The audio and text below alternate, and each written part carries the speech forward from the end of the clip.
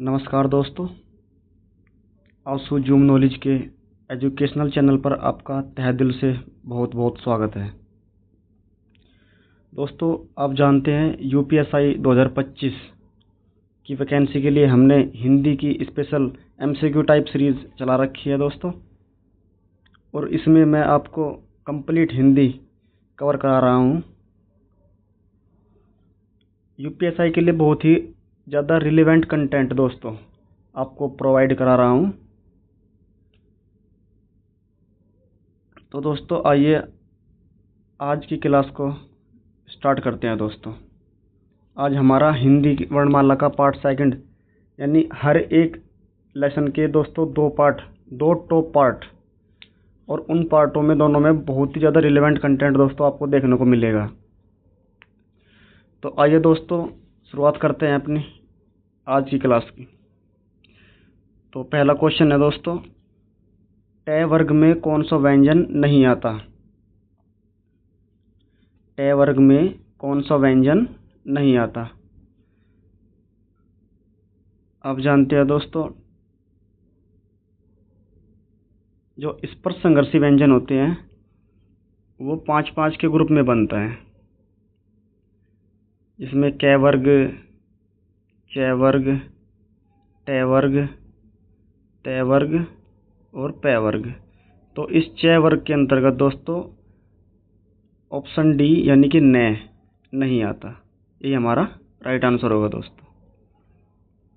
Next question दोस्तों, च का उच्चारण स्थान होगा, च का उच्चारण स्थान क्या होगा दोस्तों? इसका राइट आंसर होगा दोस्तों ऑप्शन सी, तालु। नेक्स्ट, निम्नलिखित विकल्पों में से ह्रस्व स्वरों की पहचान कीजिए। ह्रस्व स्वर दोस्तों 3 प्रकार के स्वर होते हैं, ह्रस्व स्वर्ग, दीर्घ स्वर्ग और प्लुत स्वर्ग। ह्रस्व स्वरों में 1 मात्रा का टाइम लगता है बोलने में, दीर्घ स्वर्ग में दोस्तों 2 मात्रा का लगता है, जबकि प्लुत स्वरों में 3 मात्रा का टाइम लगता है दोस्तों बोलने में। तो इसका राइट आंसर होगा दोस्तों ऑप्शन सी, ए और ई। नेक्स्ट, वर्णमाला किसे कहते हैं? ऑप्शन बी, वर्णों के व्यवस्थित समूह को ही हम वर्णमाला कहते हैं दोस्तों। जब 2 व्यंजन एक साथ मिलते हैं तो उन्हें क्या कहते हैं?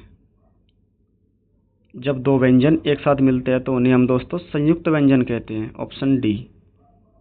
नेक्स्ट, कौन सा वर्ण दंत्य नहीं है? कौन सा वर्ण दंत्य नहीं है? क्वेश्चन 6, इसका राइट आंसर होगा दोस्तों ऑप्शन बी, ट। नेक्स्ट, री वर्ण का उच्चारण स्थान क्या है? 7 दोस्तों, री मूर्धा होता है, मूर्धा यानी मूर्धन्य। ट वर्ग की ध्वनियों का उच्चारण स्थान है, ट वर्ग की ध्वनियों का उच्चारण स्थान दोस्तों क्या होता है? इसका राइट आंसर होगा दोस्तों ऑप्शन बी, दंत। नेक्स्ट,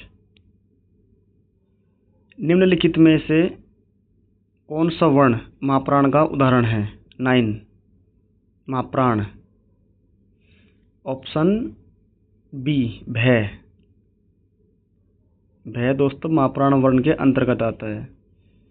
हिंदी वर्णमाला में स्वरों की संख्या कितनी है?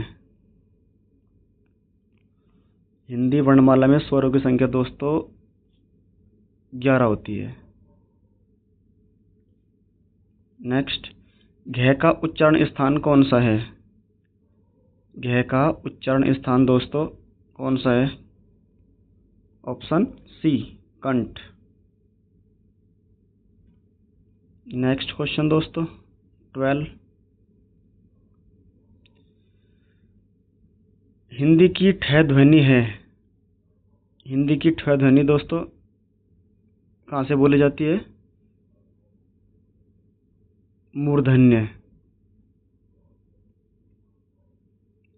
नेक्स्ट, ई बड़ी ई ऊ बड़ा ऊ किस प्रकार के स्वर है?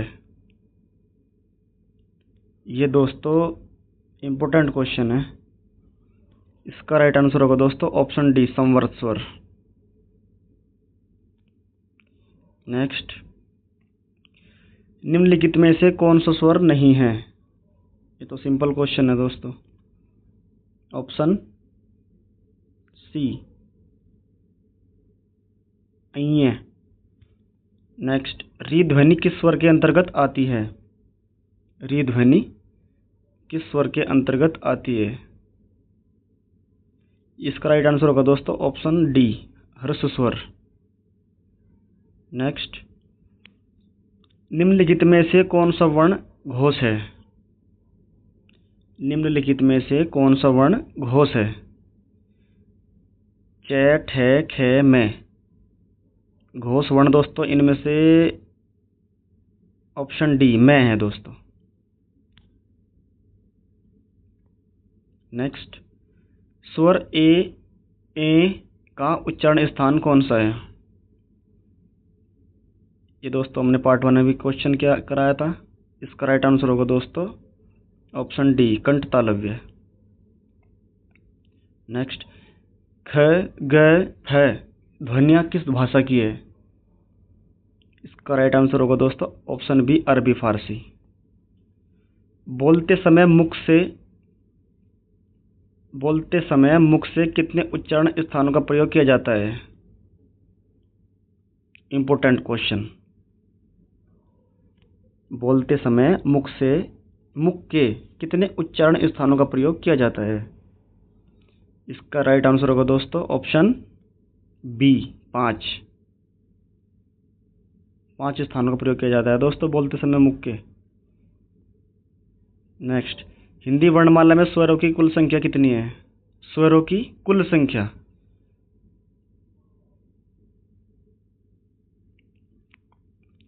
देखो दोस्तों, क्वेश्चन में आया है कुल। इस कुल का मतलब है दोस्तों कुल कितने स्वर हैं, तो कुल स्वर दोस्तों 13 होंगे। और जबकि अगर क्वेश्चन में कुल ना आया तो आंसर होगा हमारा 11। अगर कुल पूछे तो 13, और हिंदी वर्णमाला में स्वरों की संख्या कितनी है तो 11। तो दोस्तों यहाँ पे राइट आंसर होगा दोस्तों ऑप्शन डी, 13। नेक्स्ट, जब स्वरों के उच्चारण में ध्वनि मुख के साथ साथ नासिक द्वार से भी निकलती है, उस अनुनासिकता को प्रकट करने के लिए निम्नलिखित में से किसका प्रयोग किया जाता है? 21। इसका राइट आंसर होगा दोस्तों चंद्र बिंदु, ऑप्शन बी। ड का उच्चारण स्थान होता है क्या दोस्तों? ड का उच्चारण स्थान क्या होता है दोस्तों? कंठतालव्य, मूर्धन्य, कंठोष्ठ, नासिक्य। ड का उच्चारण स्थान पूछा है दोस्तों क्वेश्चन नंबर 22। इसका राइट आंसर होगा दोस्तों ऑप्शन बी, मूर्धन्य। नेक्स्ट दोस्तों, हिंदी शब्दकोश में अक्षय का क्रम किस वर्ण के बाद आता है? इसका राइट आंसर होगा दोस्तों क। दोस्तों मेरा सिर्फ यही मकसद है, आपको कम समय में अधिक से अधिक कंटेंट प्रोवाइड करा दिया जाए और जो वास्तव में बिल्कुल यूपीएससी के लिए रिलेवेंट हो, यूनिक हो दोस्तों। और मेरा मतलब कम समय में आपको ज़्यादा से ज़्यादा नॉलेज प्रोवाइड कराना। 24, पे वर्ग का उच्चारण स्थल क्या है? पे वर्ग का उच्चारण स्थल क्या है दोस्तों? पे, फे, बे, भे, में, यानी कि और टच हो रहा है दोस्तों आपस में एक दूसरे से, तो इसका होगा दोस्तों ऑप्शन डी, ओष्ठ है। नेक्स्ट, अपभ्रंश में कितने स्वर मौजूद हैं? इंपॉर्टेंट क्वेश्चन है दोस्तों। इसका राइट आंसर होगा दोस्तों ऑप्शन सी। और आप मुझे बताइएगा अपभ्रंश में कौन कौन से स्वर नहीं होते। नेक्स्ट, इनमें से री क्या है? इसका राइट आंसर होगा दोस्तों स्वर। किसका उच्चारण स्थान दंतव्य है? किसका उच्चारण स्थान दंतव्य है? दोस्तों तय वर्ग के जो वर्ण होते हैं यानी जो व्यंजन होते हैं तय थे दे धे ने, ये दोस्तों दंत्य के अंतर्गत आते हैं यानी ऑप्शन बी ने। नेक्स्ट, अनुनासिक स्वर का उच्चारण स्थल कौन सा है? 28। इसका राइट आंसर होगा दोस्तों अनुनासिक। अनुनासिक। अगर अनुनासिक पूछे तो नाक और मुंह दोनों, और निर्नुनासिक पूछे दोस्तों, अनुनासिक स्वर का उच्चारण स्थान कौन सा है दोस्तों? इसका राइट आंसर होगा दोस्तों ऑप्शन ए। नेक्स्ट, कौन सा ऊष्म व्यंजन है? ऊष्म व्यंजन दोस्तों तीनों प्रकार के श होते हैं दोस्तों, और साथ में है भी होता है। श, श, श और है। इसका राइट आंसर होगा दोस्तों ऑप्शन डी है। नेक्स्ट, निम्नलिखित में से किस व्यंजन का उच्चारण तालु से होता है? 30। इसका राइट आंसर होगा दोस्तों 30 का ऑप्शन सी जय। नेक्स्ट, कौन सा वर्ण पंचमाक्षर है? पंचमाक्षर दोस्तों पंचमाक्षर के अंतर्गत में आता है। पंचमाक्षर दोस्तों आपको पता ही होगा। इस पर संघर्षी व्यंजन के का जो वर्ग होता है आपको बता दूं मैं। इस पर संघर्षी व्यंजन का जो वर्ग होता है क वर्ग, ख वर्ग, क वर्ग, च वर्ग, ट वर्ग, ट वर्ग और प वर्ग, और इसमें लास्ट में जो दोस्तों वर्ण होते हैं कंप्लीट, ये पंचमाक्षर के अंतर्गत आते हैं दोस्तों।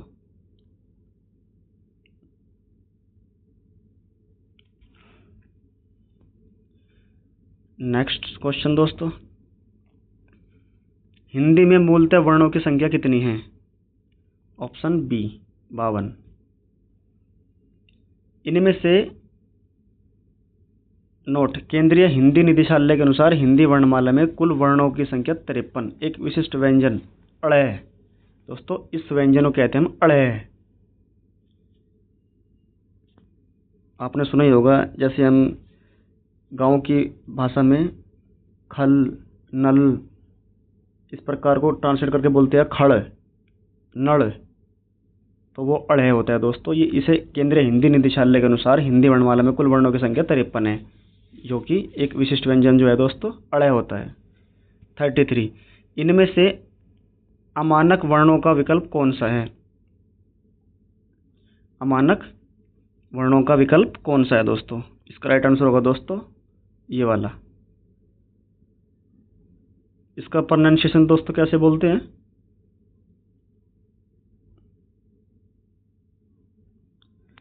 अमानक वर्णों का विकल्प दोस्तों ऑप्शन बी। नेक्स्ट 34, इनमें से किसका उच्चारण स्थान कंठ है? कंठ से दोस्तों क्या बोला जाता है? कै, खे, गे, घे, डे, ये वाला ऑप्शन बी। प्रयत्न के आधार पर लय किस प्रकार की ध्वनि है? लय दोस्तों, लय जब जीभ के दोनों साइड दोस्तों हवा निकलती हो उसे हम बोलते हैं पार्श्विक व्यंजन, और लय एक पार्श्विक है दोस्तों। नेक्स्ट, स्पर्श वर्णों की संख्या कितनी है? 36। स्पर्श व्यंजनों की संख्या दोस्तों स्पर्श वर्णों की संख्या दोस्तों 25 होती है, जो मैंने अभी आपको बताया, ये वाले ये पांचों वर्ग ऐसे। नेक्स्ट, तालव्य, महाप्राण, घोष व्यंजन वर्ण का उदाहरण कौन सा है? ये दोस्तों बिल्कुल same to same language, same to same statement ऐसे ही दे देगा यूपीएसआई में, और ये क्वेश्चन दोस्तों देख लो यूपीएसआई में आया हुआ है। ये लगभग सारे क्वेश्चन दोस्तों यूपीएसआई के करा रहा हूँ मैं आपको, और एक स्टेटमेंट ऐसे ही देगा और पूछ लेगा सवाल। उसमें हमें तालव्य चेक करना पड़ेगा, महाप्राण भी चेक करना पड़ेगा, घोष भी चेक करना पड़ेगा। तो दोस्तों इसका राइट आंसर क्या होगा क्वेश्चन नंबर 37 का? झ दोस्तों मैं भी आपको डिटेल में इसलिए नहीं बता रहा हूँ क्योंकि मेरे मकसद है आपको कम समय में अधिक से अधिक चीज़ें प्रोवाइड कराना। जिस स्वर के उच्चारण में दो मात्राएं लगती है उसे क्या कहते हैं? ऑप्शन सी, गुरु स्वर यानी कि दीर्घ स्वर। इसे हम दोस्तों दीर्घ स्वर भी बोल देते हैं। नेक्स्ट, ज्ञ अज्ञ वर्ण किन वर्णों के संयोग से बना है? इंपॉर्टेंट सवाल है दोस्तों। इसका राइट आंसर होगा दोस्तों ऑप्शन ए, ज्ञ और अञ। और दोस्तों ध्यान रखना, जय के नीचे हलंत जरूर लगाना, तभी ऑप्शन राइट माना जाएगा। हिंदी वर्णमाला में मूल व्यंजनों वर्णों की संख्या कितनी है? हिंदी वर्णमाला में मूल व्यंजन वर्णों की संख्या कितनी है दोस्तों? 40। इसका राइट आंसर होगा दोस्तों 33। इसको दोस्तों ऐसे याद रखना आप, स्वर कितने होते हैं अगर कुल की बात ना करें तो 11, और व्यंजन मल्टीप्लाई बाई 3, 33 दोस्तों व्यंजन होते हैं। ऐसे याद कर लेना दोस्तों, मल्टीप्लाई है 3। और अगर कुल स्वर पूछे दोस्तों, कुल स्वर, तो फिर राइट आंसर होगा दोस्तों 13। नेक्स्ट क्वेश्चन दोस्तों, कंठ अल्पप्राण व्यंजन वर्ण का उदाहरण कौन सा है? 41। Option D, day. कौन सा व्यंजन अघोष है? 42, अघोष। इसका राइट आंसर होगा दोस्तों ऑप्शन ए, ख। नेक्स्ट, कंठ महाप्राण घोष व्यंजन वर्ण का उदाहरण कौन सा है? 43। इसका राइट आंसर बताओ दोस्तों क्या होगा? कंठ महाप्राण घोष व्यंजन वर्ण का उदाहरण कौन सा है? इसका राइट आंसर होगा दोस्तों ऑप्शन सी, घ। नेक्स्ट, घ, गे, डे, ठे, ते, इनमें कितने अघोष व्यंजन हैं? 44। इसका राइट आंसर होगा दोस्तों ऑप्शन सी, 2 है दोस्तों। इसमें डिटेल में इसलिए नहीं बता रहा हूँ क्योंकि दोस्तों बस वही मकसद है, कम टाइम में अधिक से अधिक कंटेंट देना। तालव्य महाप्राण घोष वर्ण का उदाहरण कौन सा है? ऑप्शन राइट आंसर कौन सा होगा दोस्तों? तालव्य महाप्राण घोष वर्ण का उदाहरण कौन सा है दोस्तों? 45 का राइट आंसर झ। नेक्स्ट क्वेश्चन दोस्तों 46, मूर्धन्य अल्पप्राण अघोष वर्ण का उदाहरण कौन सा है? Option B. नेक्स्ट, इनमें से कौन सा व्यंजन ऊष्म है? दोस्तों पता होगा तीनों प्रकार के श और है ऊष्म होते हैं, जिनमें मुख से बोलते समय गर्म हवा निकलती है। इसका राइट आंसर होगा दोस्तों ऑप्शन बी। नेक्स्ट, औष्ठ्य महाप्राण घोष व्यंजन वर्ण का उदाहरण कौन सा है? इसका राइट आंसर होगा दोस्तों औष्ठ्य महाप्राण घोष व्यंजन वर्ण का उदाहरण कौन सा है? ऑप्शन बी, भय। नेक्स्ट, मूर्धन्य अल्पप्राण घोष व्यंजन वर्ण का उदाहरण कौन सा है? इंपोर्टेंट क्वेश्चन है दोस्तों ये। 49 का राइट आंसर होगा दोस्तों ऑप्शन बी, डे। नेक्स्ट, हिंदी में अल्पप्राण वर्णों की संख्या कितनी है? हिंदी में अल्पप्राण वर्णों की संख्या कितनी है दोस्तों? इसका राइट आंसर होगा दोस्तों ऑप्शन सी, 31। नेक्स्ट, इनमें से कौन सा वर्ण अघोष है? अघोष, डे, झ, च, ज। अघोष होगा दोस्तों इसमें first, second, third, option C, च। कंठे महाप्राण घोष व्यंजन वर्ण का उदाहरण कौन सा है? 52। इसका राइट आंसर होगा दोस्तों ऑप्शन डी, है। नेक्स्ट, तालव्य महाप्राण अघोष व्यंजन वर्ण का उदाहरण कौन सा है? 53। इसका राइट आंसर होगा दोस्तों ऑप्शन बी, 6। मेरी शिफ्ट का सवाल है दोस्तों, ये सवाल मेरी शिफ्ट में आया हुआ है 23 नवंबर वाली। मूर्धन्य महाप्राण अघोष व्यंजन वर्ण का उदाहरण कौन सा है? 54 ऑप्शन राइट आंसर होगा दोस्तों ऑप्शन बी ठे। कंठोष्ठ्य दीर्घ स्वर वर्ण का उदाहरण कौन सा है? कंठोष्ठ्य भी होना चाहिए यानी कंठ भी होना चाहिए, ओष्ठ भी होना चाहिए। इसका राइट आंसर होगा दोस्तों औ। कंठ तालव्य दीर्घ स्वर वर्ण का उदाहरण कौन सा है? ऑप्शन कंठ तालव्य यानी दोस्तों इसमें ए आता है, ए और ये भी आता है, इसमें दोनों आते हैं। इनमें से संवर्त स्वर कौन सा है? 57 ऑप्शन इसका राइट आंसर होगा दोस्तों ओ औ ए ई। बताओ दोस्तों इसका राइट आंसर क्या होगा? संवर्त स्वर होता है दोस्तों बड़ी ई।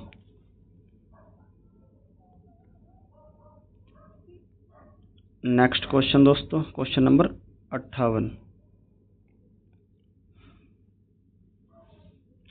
झ व्यंजन उच्चारण स्थान प्राण और घोष के अनुसार किस प्रकार का वर्ण है? झ व्यंजन, इसका राइट आंसर बताओ दोस्तों क्या होगा?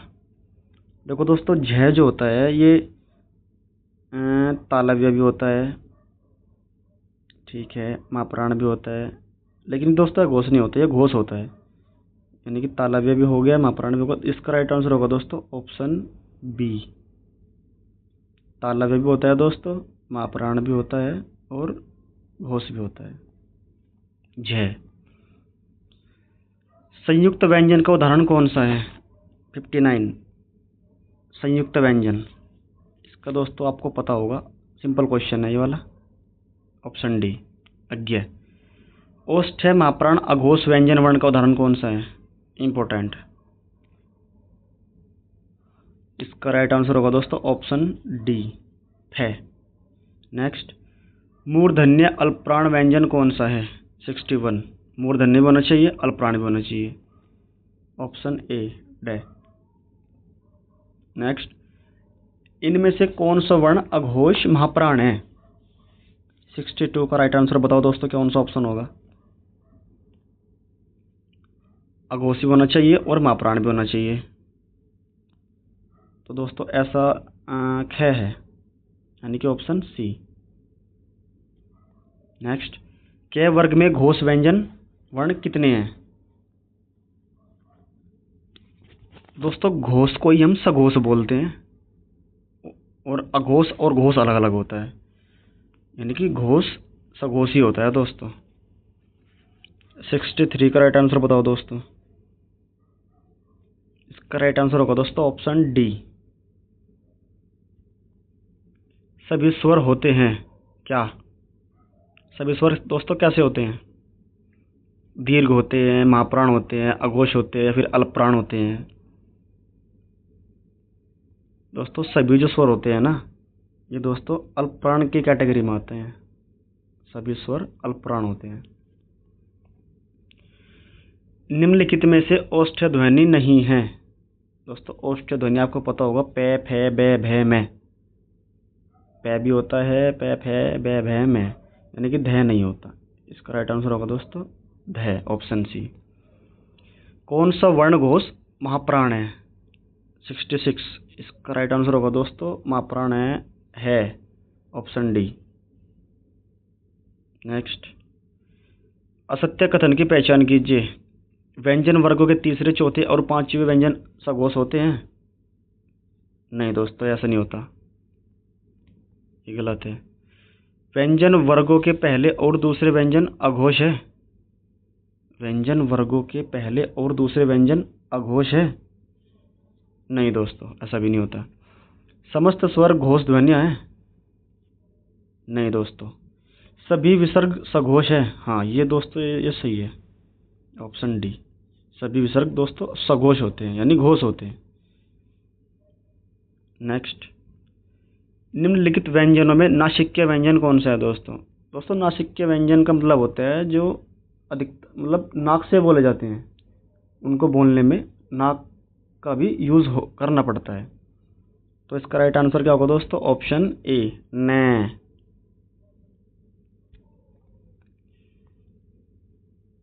नेक्स्ट क्वेश्चन दोस्तों 69। निम्नलिखित में से कौन सा उत्तर सही है? अनुस्वार पूर्ण अनुनासिक ध्वनि है। अनुस्वार पूर्ण अनुनासिक ध्वनि है। जी भी दोस्तों है, सही बात है। वर्ग का पंचमाक्षर अनुनासिक होता है। बिल्कुल होता है दोस्तों। अनुनासिक के उच्चारण के दौरान नाक से बहुत कम सांस निकलती है और मुंह से अधिक। अनुनासिक दोस्तों। जी दोस्तों ये भी ठीक है, यानी कि ऑप्शन बी 1, 2 और 3। नेक्स्ट सवाल दोस्तों, स्वर रहित व्यंजन जब स्वर सहित व्यंजन से मिलता है तब क्या कहलाता है? इसका राइट आंसर होगा दोस्तों ऑप्शन ए, यानी कि संयुक्ताक्षर। नेक्स्ट क्वेश्चन दोस्तों, कौन सा व्यंजन नासिका द्वारा उच्चारित होता है? 71। ऑप्शन ए ण।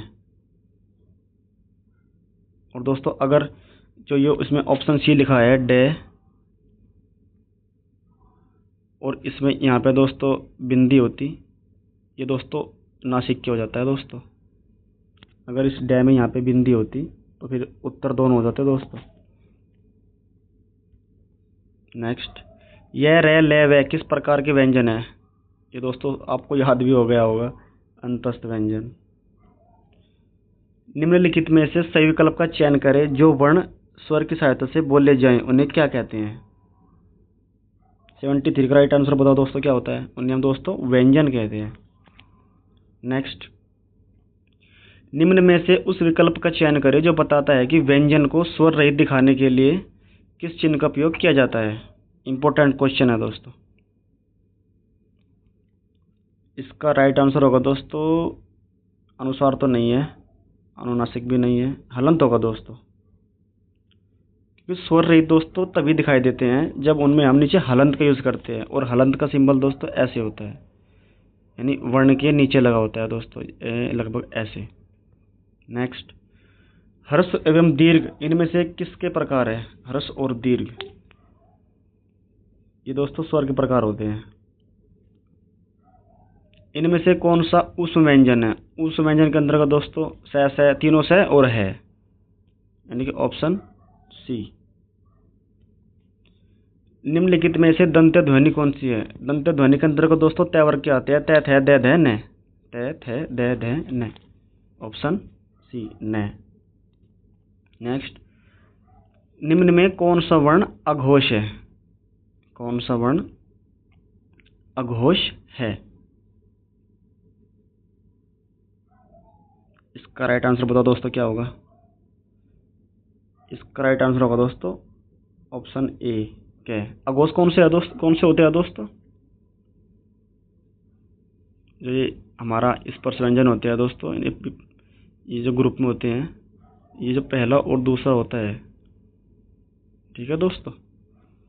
नेक्स्ट, अयोगवाह कहा जाता है किसे? अयोगवाह दोस्तों अनुस्वार और विसर्ग को कहा जाता है। अनुस्वार कौन सा होता है दोस्तों?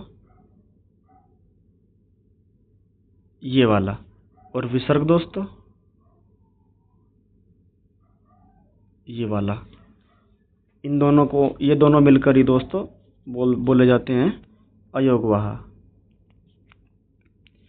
नेक्स्ट क्वेश्चन दोस्तों, प्लुत स्वर कौन सा है? 80। प्लुत स्वर कौन सा है दोस्तों?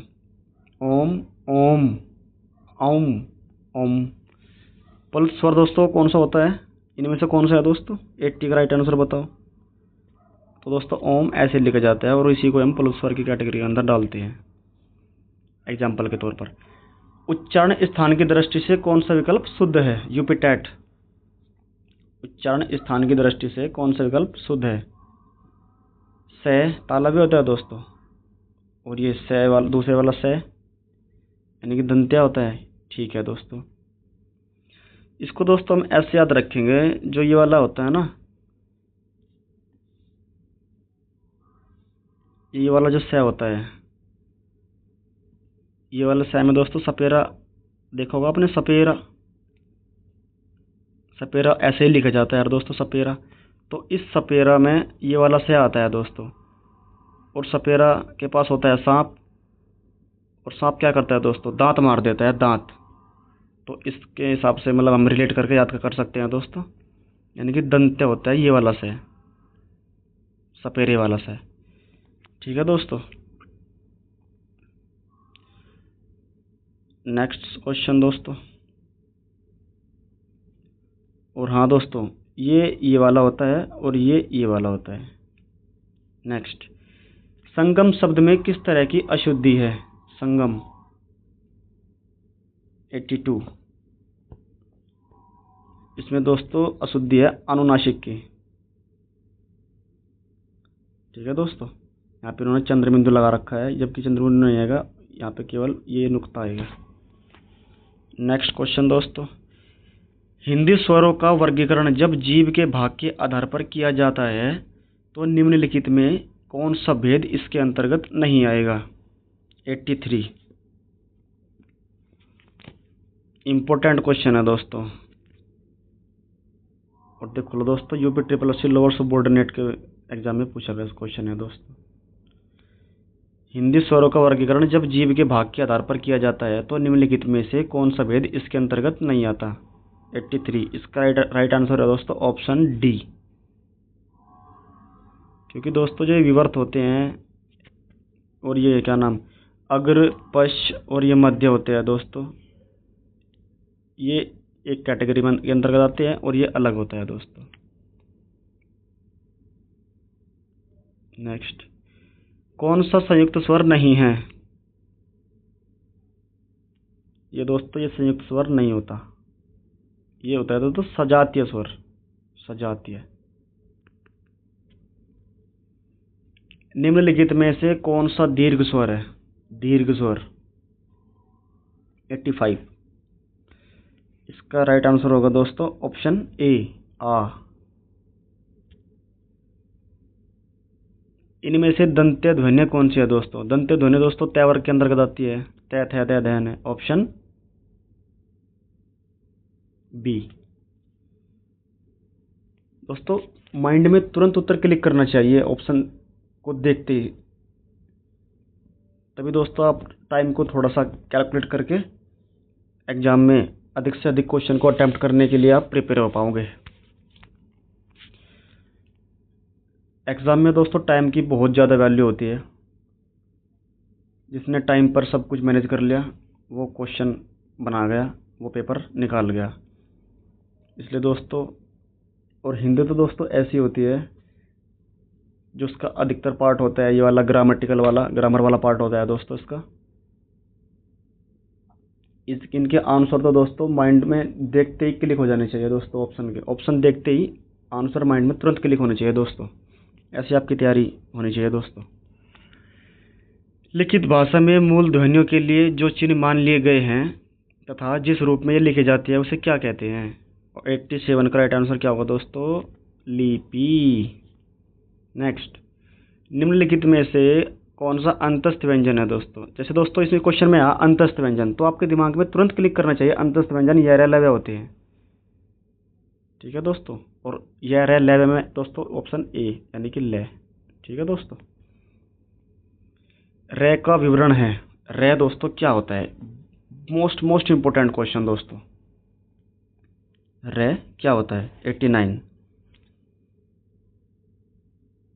दोस्तों ये पार्श्विक नहीं होता दोस्तों, जो पार्श्विक लिखा है ये पार्श्विक नहीं होता, पार्श्विक दोस्तों लय होता है। अघोष, अल्पप्राण दोस्तों, रे अघोष भी नहीं होता, ये दोस्तों सघोष होता है। वृत्स्य ऑप्शन डी पर चलते हैं दोस्तों, वृत्स्य स्पर्श सघोष महाप्राण व्यंजन दोस्तों, रे महाप्राण भी नहीं होता। ठीक है दोस्तों, तो ऑप्शन ए राइट आंसर है दोस्तों। जो रे होता है ये वृत्स्य भी होता है, लुंठित भी होता है, सघोष भी होता है और अल्पप्राण भी होता है। इंपॉर्टेंट क्वेश्चन है दोस्तों, ये बहुत ही ज़्यादा इंपॉर्टेंट सवाल है भाइयों। नेक्स्ट, दांत और जीभ के स्पर्श से बोले जाने वाले वर्ण को क्या कहा जाता है? दांत और जीभ दोनों का यूज होता है जहां। इसका राइट आंसर क्या होगा दोस्तों?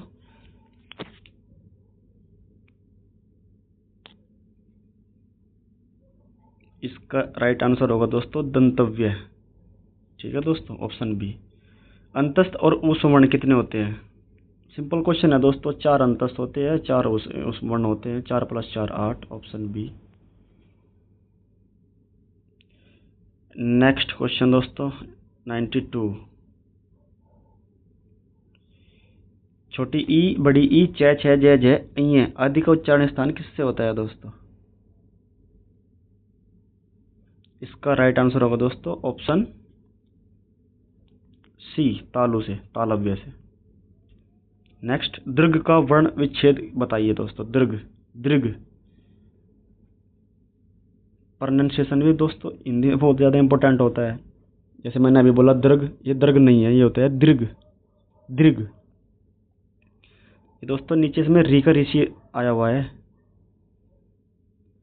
तो इसका राइट आंसर क्या होगा दोस्तों? Option A. अगर दोस्तों इसी दीर्घ में यहाँ पर गै में अगर हलंत लगा हुआ मिलता तो फिर इसका राइट आंसर दोस्तों क्या होता? बताइए। नीचे वाला है ना, या नहीं?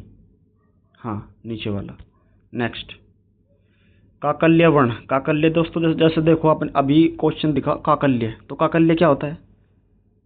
ऑप्शन दिखे हमें यस है और अणे, तो हमारे दिमाग में तुरंत क्लिक करना चाहिए काकल्य तो है होता है, ऑप्शन सी है।